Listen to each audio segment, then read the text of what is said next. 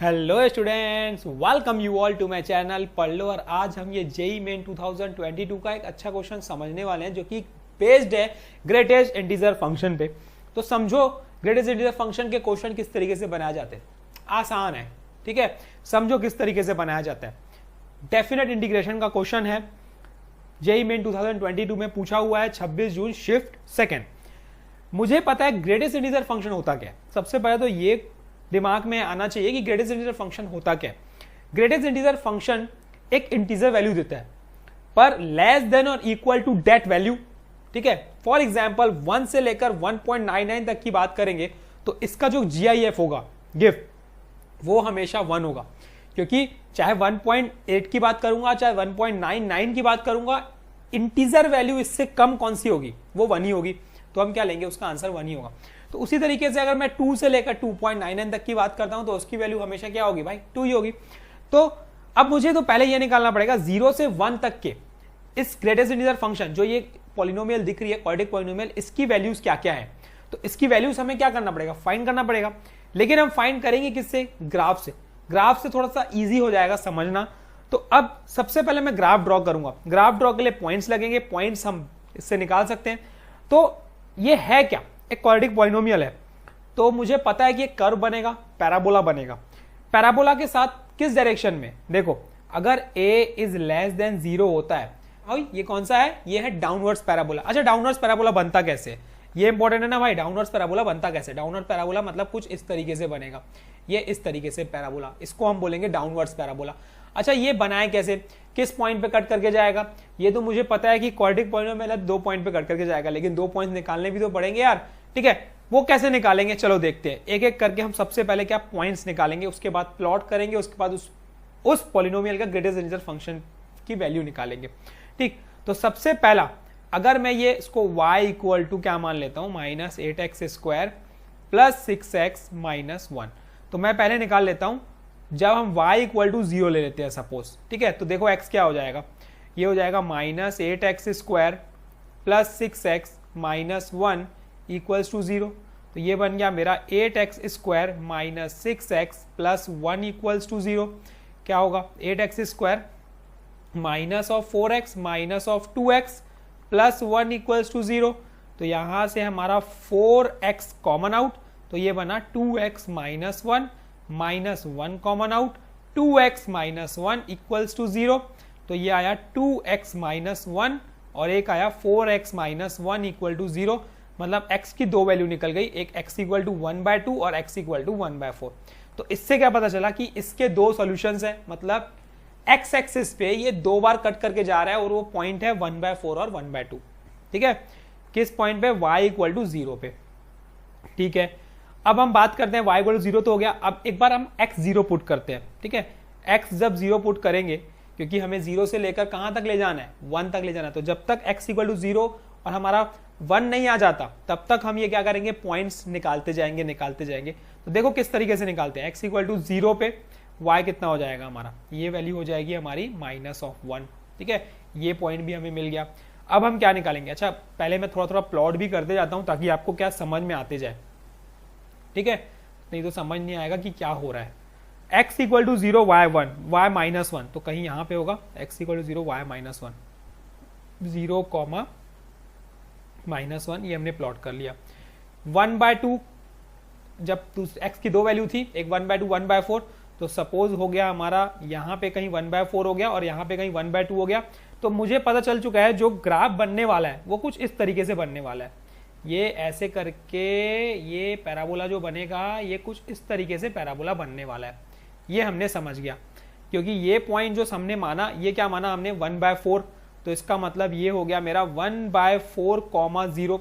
समझिएगा बात को, क्या बोलना चाह रहा हूं। ये पॉइंट हो जाएगा हमारा 1/2, 0। लेकिन अभी भी देखो x 1/2 मतलब 0.5 आया है, मतलब हमें x की वैल्यू कहां तक ले जानी है, 1 तक ले जानी है। तो तब तक हम पॉइंट्स ढूंढेंगे ना, मतलब इसके बाद वाला इंटरसेक्शन पॉइंट देखो मुझे क्या दिख रहा है यहाँ पे, ये है। तो इसके जस्ट बाद हम क्या ढूंढेंगे यहाँ पे, ये इस पॉइंट पे y क्या है, -1 है, इस पॉइंट पे y क्या है, -1। तो -1 पे चेक करो। सबसे पहले आप किस पे चेक करो, -1 पे। चलो देखते हैं, जब हम y इक्वल टू -1 रखते हैं, ठीक है, y इक्वल टू -1 रखते हैं तो x की क्या वैल्यू आएगी, वो हम चेक कर लेते हैं। माइनस 8x², हमारी जो इक्वेशन है minus 8x² plus 6x minus 1 equals to -1, तो ये और ये कैंसल आउट। ठीक है, क्या हो जाएगा, माइनस ऑफ हम क्या कॉमन ले सकते हैं, 2x कॉमन, तो ये बन जाएगा मेरा 4x माइनस 3 इक्वल्स टू 0। तो एक x के लिए 0 जो हमने ऑलरेडी निकाल चुकी है, देखो ये हमने निकाल चुकी है। y इक्वल टू -1 पे एक x के लिए क्या है, 0 है, और दूसरी क्या आएगी, x इक्वल टू 3/4। ये हमारी x की वैल्यू क्या आएगी, 3/4। मतलब इस पॉइंट पे, ये पॉइंट पे, ये हम अगर स्ट्रेट हम खींच के जाएंगे तो यहाँ पे 2 इंटरसेक्शन पॉइंट है, तो इस पॉइंट पे जो हमारा x है वो क्या है, 3/4 कॉमा कितना है, -1। ठीक है, अभी भी देखो 3/4 हुआ है, मतलब 0.75, अभी भी हमारा x 1 तक नहीं गया है, तो हम 1 तक ले जाना है, तो अगला पॉइंट भी हमें देखना पड़ेगा। तो अगला पॉइंट देखने के लिए हम क्या ले लेते हैं, x equal to y equal to हम ले लेते हैं -2। ठीक है, y इक्वल टू हम क्या ले लेते हैं, -2। कब तक चलना है, जब तक x 1 नहीं आ जाता।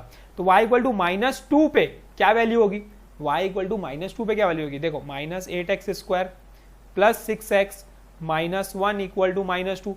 अगेन सिंप्लीफाई कर लेते हैं, सबको उधर ले जाते हैं, क्या बन जाएगा, ये पॉजिटिव हो गया, ये नेगेटिव हो गया, ये पॉजिटिव हो जाएगा, तो ये -1 इक्वल टू 0।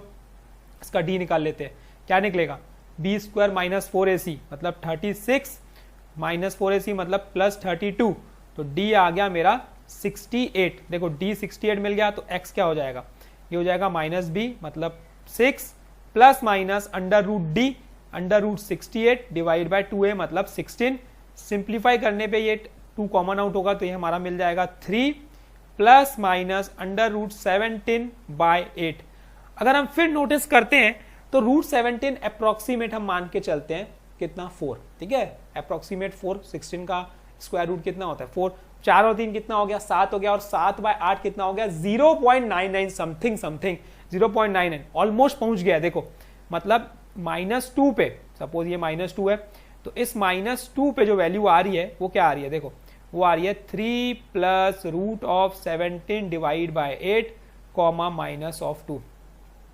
अच्छा, ये 0.99 समथिंग आ चुका है, तो मतलब -3 पे कितनी वैल्यू होगी, ये कॉमन सेंस की बात है। देखो -3 पे हमेशा 1 होगी। इसके बाद अगर आप -3 फाइंड करोगे, ठीक है, इसके आगे अगर लेके जाओगे और -3 पॉइंट करो, प्लॉट करोगे, तो उसकी वैल्यू क्या आ जाएगी, 1 आ जाएगी। 1, -3 आप करके देख लो, ठीक है, करके देख लो भाई, 1 ही आएगा। तो मुझे देखो पॉइंट्स मिल चुके हैं। अब ये कैसे पता कर, ये जो वर्टेक्स होता है ना, इसके पॉइंट्स भी पता करना जरूरी रहता है, क्योंकि इस क्वेश्चन में तो आपको जरूरत नहीं पड़ेगी, लेकिन हो सकता है जरूरत पड़ जाए। तो इसकी जो वैल्यू होती है मैं वो बता देता हूं, वो होता है -b/2a कॉमा -d/4a। ये हम फाइंड करते हैं, -b/2a और -d/4a। देखो कैसे फाइंड करते हैं, देखो -b/2a की अगर बात करेंगे तो हमारा जो पॉलिनोमियल है उससे हम अगर फाइंड करेंगे तो हमारा क्या वैल्यू आएगी, देखो क्या थी वैल्यू हमारी, -8x², ठीक, प्लस 6x माइनस 1, यही थी। तो -b मतलब ये -6/-16 कितना हो जाएगा, देखो -6/-16, 2 की टेबल में 3 बार, 2 की टेबल में 8 बार, तो यहाँ पे क्या वैल्यू आ जाएगी, 3/8। ठीक है, मैं लिख लेता हूँ यहाँ पे 3/8। ये भी देखो 0 पॉइंट समथिंग ही हुई ना।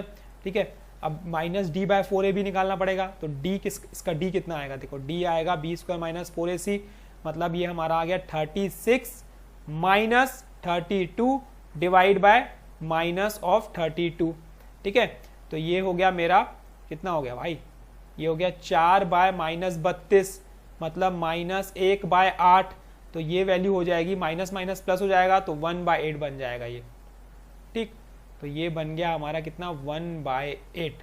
ठीक, सब चीज हमें मिल चुका है। बस अब देखो ग्रेटेस्ट इंटीजर फंक्शन का जो काम रहता है वो हम सीखने वाले हैं। बस देखो देखो यहां पे अगर मैं पॉइंट प्लॉट देखता हूं, -1, यहां से x क्या है, 0 से लेकर 1/4 तक के, 0 से लेकर 1/4 तक के जो वैल्यू दिख रही है मुझे, वो क्या दिख रही है, -1 से लेकर 0।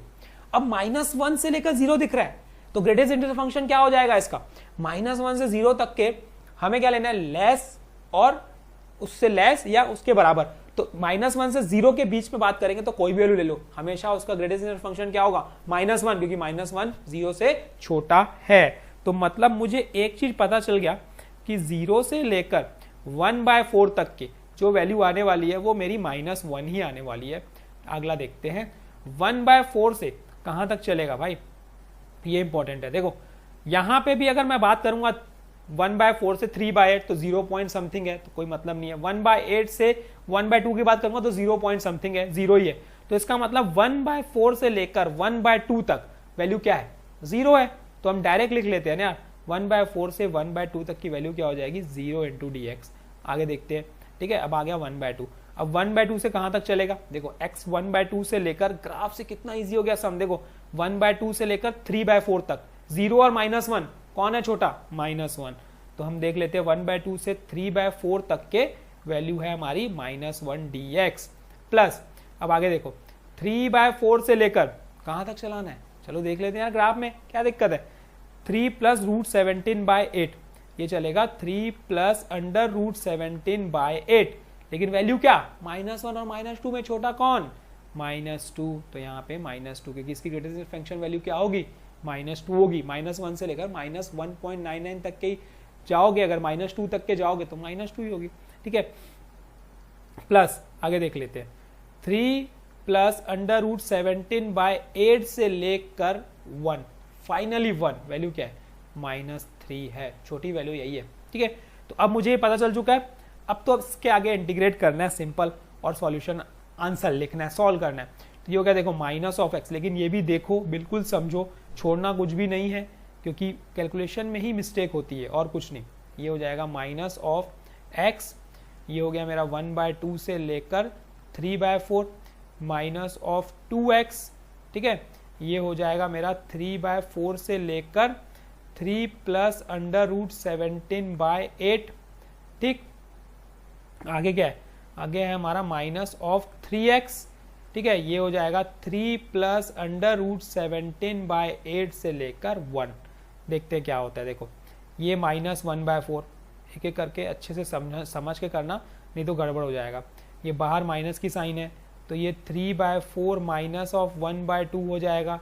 ये बाहर माइनस की साइन है तो ये अगर 2 मल्टीप्लाई करता हूँ इसमें तो ये हो जाएगा मेरा 6 + √17/8, और इसमें अगर मल्टीप्लाई करता हूँ तो ये बन जाएगा मेरा 3/2, ठीक है। माइनस ये मल्टीप्लाई करेंगे अगर हम लोग तो ये 3 माइनस ये बन जाएगा हमारा 3 × 3 9, ठीक है। बीच में साइन अगर हम ब्रैकेट ओपन करेंगे, बीच में साइन माइनस की है, इससे मल्टीप्लाई करते हैं हम लोग, चलो तो ये ब्रैकेट हम लगा ही देते हैं अभी फिलहाल। 9 + 3 √17/8, ठीक, ये हो गया क्लोज। तो अब इस पूरे को ये सिंप्लीफाई करने के बाद जो इसका आंसर आएगा, एग्जैक्ट आंसर आएगा, आपको सिंप्लीफाई करने तो आता ही है, तो आप सिंप्लीफाई करके मुझे बताओ कि आपसे सिंप्लीफाई हुआ कि नहीं हुआ और आंसर ये सही आया कि नहीं आया। सिंप्लीफाई करो तो इसका आंसर आएगा √17 -(13) / 8, और ये इसका क्या हो जाएगा, आंसर हो जाएगा। देखो √17 -13/8 इसका क्या हो जाएगा,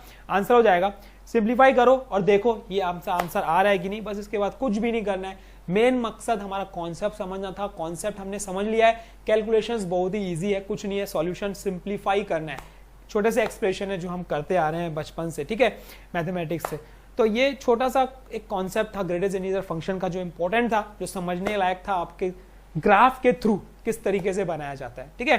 तो इजी था और थोड़ा सा दिमाग लगाना था। तो अच्छे क्वेश्चन समझो, और इस चैनल पे नए हो तो सब्सक्राइब कर लो ताकि कॉन्सेप्ट्स आपको क्या है कंटिन्यूअसली मिलते रहे, क्योंकि यहाँ पे बहुत सारे चीज़ें हम करने वाले हैं मैथमेटिक्स से रिलेटेड, ठीक है। साथ में मैं ट्रिक्स भी बताते जाऊँगा जो आपको कहीं ना कहीं किसी न किसी कॉम्पिटिटिव एग्जाम में आपको बिल्कुल काम आएंगी, ठीक है। Thank you, all the best, keep practising and keep in touch, subscribe to this channel and share to your friends.